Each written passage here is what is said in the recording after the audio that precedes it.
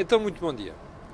Estamos a aproximar do final da semana, mas nem por isso as notícias são menos interessantes. Já agora, antes de começarmos o programa de hoje, que é muito extenso e, portanto, eu não vou fazer período de ordem do dia, quero pedir a quem está desse lado que me diga se está a chegar tudo bem do ponto de vista de som e de imagem. Como sabe, eu peço sempre, deixe-me lá ver, António Gabriel, muito bem. Polegar para cima quer dizer que está a chegar tudo bem. Então vamos lá diretamente aos assuntos que nos trazem aqui hoje. Ontem foi o dia de celebração da democracia e recorda-se que eu tinha dito que ia estar muito atento aos discursos feitos ontem. Bom, um discurso muito importante do Presidente da República a chamar a atenção para várias coisas. Renovação do sistema político, cuidado com os populismos. Portugal tem sido até hoje um dos países da Europa que tem escapado a isso. Enfim, tirando um bocadinho o populismo mais chegado à extrema-esquerda. Bom, mas não temos, felizmente, aquilo que são as situações no Parlamento italiano, até no Parlamento alemão, no Parlamento francês, temos escapado a isso. Mas não quer dizer que as coisas não mudem. Portanto, um bom alerta do Presidente da República. Eu só tenho pena que ele não tinha sido mais concreto. Aliás, como reparou ontem, António Costa dizia que não sabia interpretar uma obra de arte moderna. Teve muito bem na piada, mas a verdade é que acho que o Presidente da República podia ser um bocadinho mais concreto naquilo que é a crítica que faz e nas sugestões que faz também. E já agora, ontem, o próprio Presidente do Parlamento, Ferro Rodrigues, chamou a atenção para a necessidade de mudanças políticas. Bom, o problema é que, como percebeu, as sugestões são para a próxima legislatura. Eu não consigo perceber porquê. Porque acho que aquilo que são medidas a tomar para renovar, melhorar, clarificar, dignificar o regime político e o sistema político são medidas urgentes. Não era preciso esperar pela próxima legislatura. Mas eu compreendo isto, não é? Se calhar há coisas difíceis para fazer, os deputados não vão gostar, os Estados-Maiores dos partidos não vão gostar e, portanto, é um sarilho criar um problema a poucos meses das eleições. Está a ver? Já agora, o Dr. Ferro Rodrigues, que ontem estava muito preocupado com a transparência e com a própria saúde do sistema político, quero lembrar que foi este senhor que há dias, depois daquela atrapalhada da história dos deputados, das viagens dos subsídios, veio dizer que não havia nada de ilegal. Como se recorda, na altura expliquei aqui que o problema não é de ilegalidade, é um problema de ética.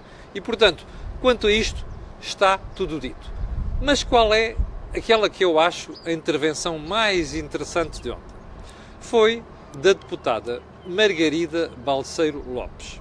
Eu começo por dizer que não a conheço sequer pessoalmente, não lhe devo rigorosamente nada e, portanto, o elogio que lhe vou fazer é inteiramente livre. Mãos livres. Bem, o que é que fez a Margarida? Foi ontem para o Parlamento falar daquilo de que nenhum dos gerontes que existem naquele Parlamento, e há alguns que são autênticos gerontes, não é? Nunca fizeram. Em 44 anos de democracia. Que foi ir tocar no tema, imagine, da corrupção. Que, como você sabe, e vamos ver depois lá no terceiro ponto da conversa de hoje, é das maiores preocupações que nós devemos ter hoje em relação ao sistema político em Portugal. Pois, aquela menina, que ela é uma menina, acabou de falar e, olha, silêncio nas bancadas todas. Palmas não existem. As palmas só existem para falar de cravos vermelhos e demagogias e coisas do género, está a ver? Ou seja, aquilo que é o tema mais importante do momento, ninguém teve a coragem de fazer dele o assunto principal. Repare, mesmo dentro do próprio partido da Margarida Balseiro Lopes, o PSD, a coisa não deve ter caído muito bem pela reação dos deputados. Bom, o que é que isto está a mostrar? Que o sistema político português está podre, está doente. Ou melhor, não é ele que está todo podre. Há zonas que estão podres, que estão doentes. Quando os partidos não são sensíveis à questão da corrupção, e ela existe mesmo, é nisto que nós terminamos. E os deputados não estão a perceber, e os líderes partidários também não estão a perceber, ou fazem de conta que não estão a perceber, que este tema está a separar os políticos dos cidadãos. Bom, e eu tinha guardado esta história para o terceiro ponto, para o quarto ponto, e agora vou juntar a segundo. Porque é que eu digo que é o assunto do momento? Repara uma coisa. Nós temos, neste momento, um ex-primeiro-ministro investigado por corrupção. Eu sei que ele não foi julgado, mas os factos em cima da mesa são muitíssimo graves. Não é? Não é preciso ter ouvido as escutas, os vídeos do Diabo 4. Os factos são extremamente graves. Já não chegava o facto de ser o primeiro-ministro da democracia a ir parar aos tribunais. Já não chegava a isso. Aqueles indícios que alguma coisa grave se passou são muito sérios.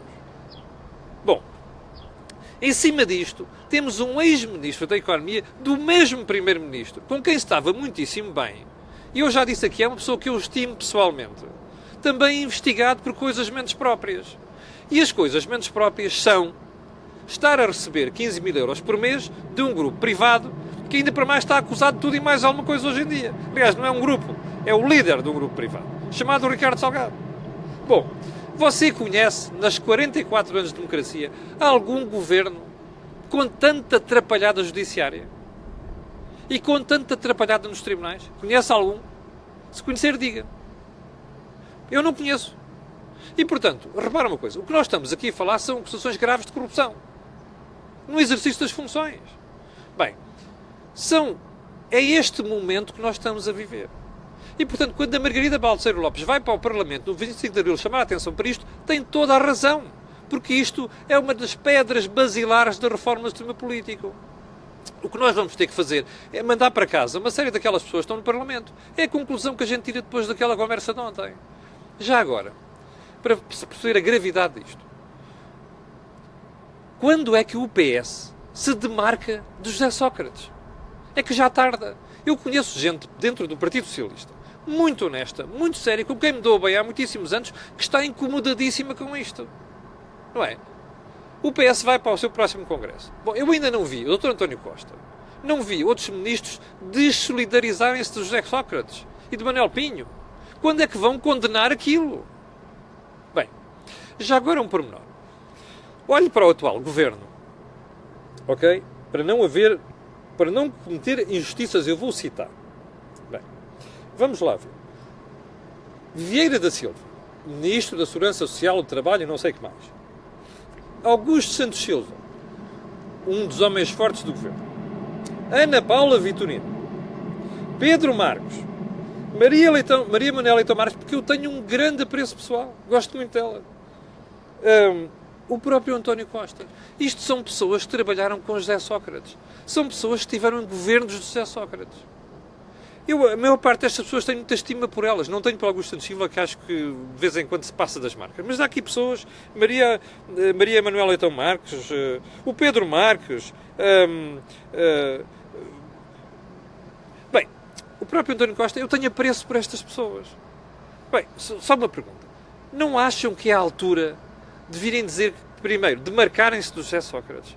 Em segundo lugar, virem dizer que lamentam tudo o que está a ser divulgado neste momento. É que, repara, ninguém viu nada, não é? Neste tempo todo, ninguém viu nada. Algumas destas pessoas eu acredito piamente, mas acredito mesmo que não tenham visto nada. Acredito nelas. Agora, ninguém pode ser, é verdade, ninguém pode ser condenado por não ter visto nada. Mas, caramba, demarquem-se.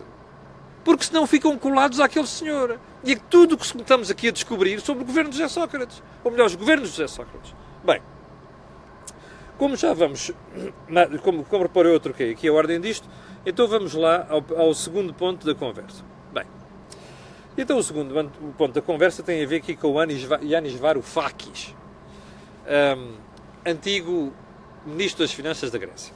Ele veio cá ontem desfilar ali na Vila Liberdade, e não sei das quantas, e deu aqui várias entrevistas. Uma a correr ao I, eu daqui a pouco já vou para aí as manchetes, e outra ao público. E ele ao I diz uma coisa curiosa. Bom, vamos começar pelo I.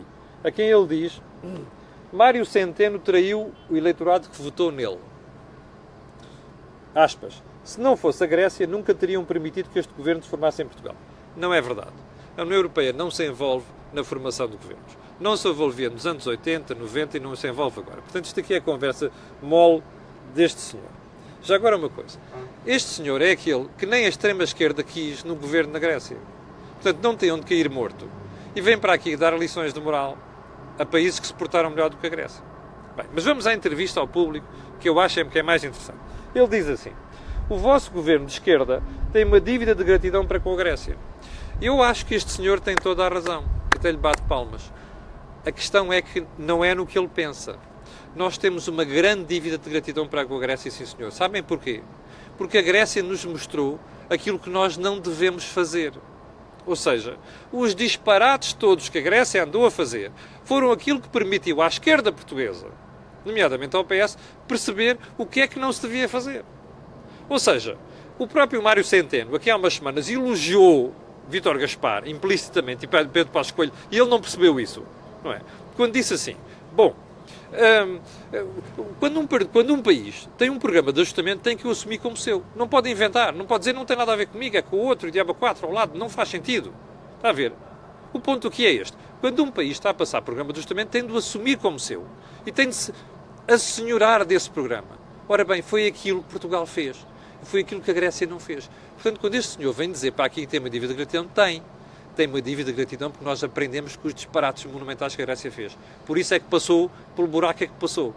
E por isso é que a saída de Portugal do programa de ajustamento foi uma saída com sucesso. E por isso é que nós estamos muito melhor do que a Grécia. Portanto, vim para aqui dar lições, não é? Quando este indivíduo só fez disparates enquanto ali estava, não é? Já ninguém suportava nas reuniões do Eurogrupo, nem das reuniões do Ecofin.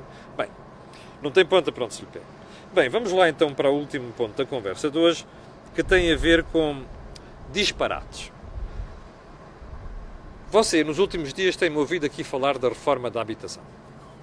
Já me ouviu elogiar a história do baixar o IRS com lendas mais longas, já me ouviu elogiar o programa de renda acessível e já me ouviu criticar a história dos arrendamentos perpétuos para quem tem mais de 75 anos ou tem mais de 60% de incapacidade. Bom, porque isso, em vez de resolver um problema que o mercado tem, que é a da oferta, põe as pessoas a competir por o mesmo número de casas, ou seja, não resolve o problema. Mas agora soubemos mais uma. Está na manchete do meu jornal de hoje. Do jornal Negócios, e diz assim: Governo acaba com despejos por obras. Bem, o que é que acontecia até agora? Imagine que você ia fazer obras profundas no edifício. Repare, profundas. E a lei detalha o que é que são profundas. Que era mais de 25% do valor fiscal desse imóvel. Quando for assim, os donos dos imóveis podem despejar as pessoas. Faz sentido. Não é só por causa das obras profundas. É porque, repara uma coisa, quando você faz obras profundas no edifício, no imóvel, aquele que já pagava renda baixa e já se queixa, imagina o que era se tivesse subido a renda para pagar depois as obras. A pessoa não consegue pagar aquilo. Bom, o que é que o Sr. Ministro Matos Fernandes, que eu já disse aqui, tenho muito apreço pessoal por ele também, fez? Vem dizer, não, a partir de agora já não é o valor fiscal do imóvel, é o valor de mercado. Porque o INE já publica os valores atuais, segundo aquilo que é a oferta e a procura em cada momento, e portanto nós temos o valor mais concreto. Ótimo! Ou seja, os 25% já não é de valor patrimonial, é de valor quanto é que ela vale neste momento. Ora bem, como o valor de mercado é superior ao valor patrimonial, quer dizer que o custo das obras ainda é superior. Bom, mas em cima disto, como se isto não bastasse, o Ministro vem dizer o maior disparate da vida dele. Que é assim, bom, mas mesmo nessa situação, deixa de poder haver despejo. Passa a haver o quê? Suspensão dos contratos. É bonito, não é? Ou seja, uma pessoa que está ali a gastar milhões de euros a reformar o imóvel e depois mete lá as mesmas pessoas com rendas que não fazem sentido. Está a ver o disparate que isto é? Ou seja, nós neste momento temos um problema de oferta. Não há casas para vender e não há casas para arrendar. E, portanto, nós precisamos é de pôr mais casas no mercado. O que é que está a fazer o Ministro? Fazer exatamente o contrário. Dizer assim, olha, eu vou desencorajar que se construa mais casas. Ou seja, é como você ter 2 pratos na mesa e 4 marmanjos. E em vez de você dizer assim, pá, estão aqui 4 gajos para comer 2 pratos, eu preciso mais 2 pratos. E você diz, não, estão aqui os 2 pratos. Compitam pelos 2 pratos. O que é que acontece? Está disparado, não é? Alguém começa a batatada, neste caso concreto, faltam casas para arrendar e casas para vender. E pronto, olha, já vamos com 14 minutos, eu hoje não quero tirar muito do seu tempo. Quero agradecer-lhe ter estado desse lado, quero agradecer-lhe ontem, feriado, ter-me vindo de aturar para aqui e já agora lembrar-lhe que hoje vai haver Think Tank, lá para o final da tarde, por volta das 19 horas. E para terminar também, quero só pedir-lhe para colocar um gosto e fazer partilha nas redes sociais. Quanto a nós, vemo-nos amanhã de manhã no Made In em Celurico de Bastos. Já lhe expliquei o que é que isto quer dizer. Bom, então um gosto, partilha nas redes sociais. Até amanhã às 8 da manhã. Muito obrigado.